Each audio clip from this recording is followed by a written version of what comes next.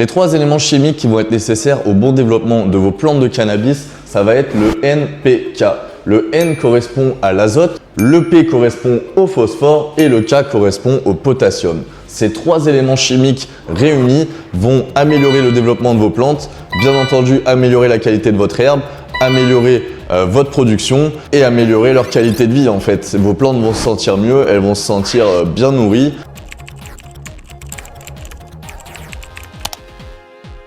Elles vont pas avoir de carence, elles vont pas être en malnutrition et elles vont pouvoir se développer comme un être humain normalement. Elles vont être fit entre guillemets. Alors l'azote, ça va être un élément essentiel dans le stade végétatif de la plante. Une bonne quantité d'azote va leur permettre de créer un feuillage plus dense et vos plantes vont être plus vigoureuses. Ensuite, le phosphore va jouer dans le développement des racines et des fleurs. Durant la phase de floraison, il va être essentiel pour le développement de vos terpènes et de vos cannabinoïdes les mecs. Un bon apport en phosphore à vos plantes vont garantir une meilleure production de résine et de bud sur vos plantes.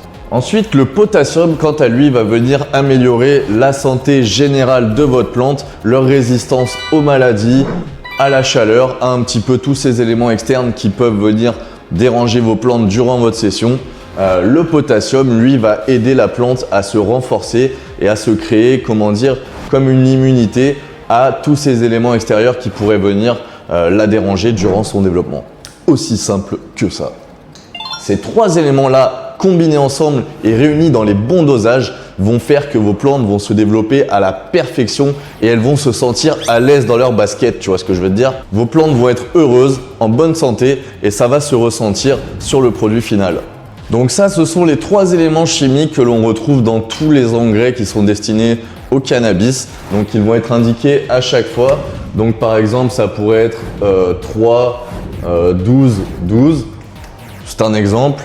Ça voudrait dire que la concentration dans ces engrais-là sont de 3 en azote, 12 en phosphore, 12 en potassium et vous allez adapter vos arrosages et vos engrais en fonction des dosages et en fonction du stade de développement de vos plantes et des certaines carences qu'elles pourraient laisser présumer.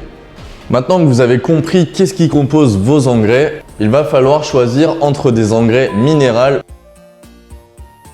ou des engrais organiques.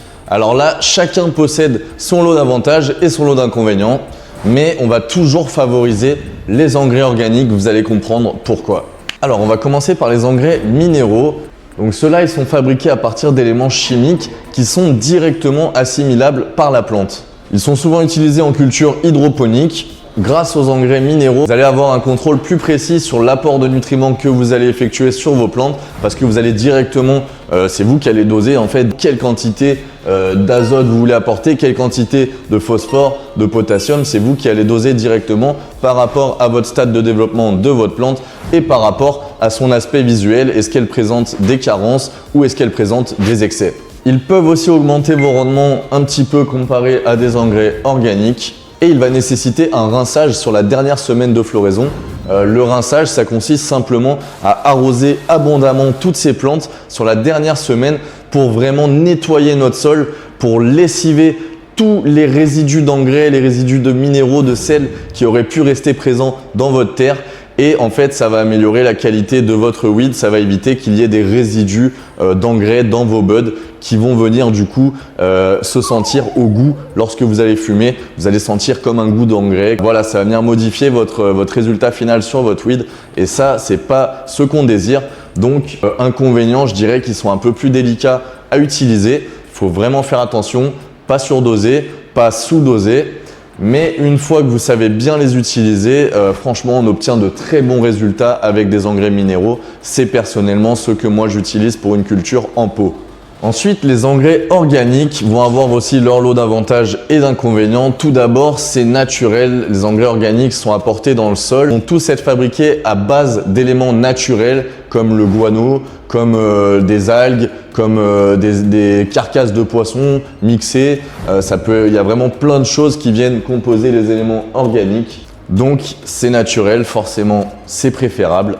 Ils vont ensuite enrichir votre sol, améliorer la structure de votre sol. Votre sol va être vivant, il va avoir une certaine structure et les engrais organiques vont venir l'améliorer, la maintenir. Il va éviter les risques de surdosage parce que des engrais organiques, ils vont être absorbés lentement par la plante. C'est elle qui va venir se servir directement, un petit peu comme si c'était son garde-manger.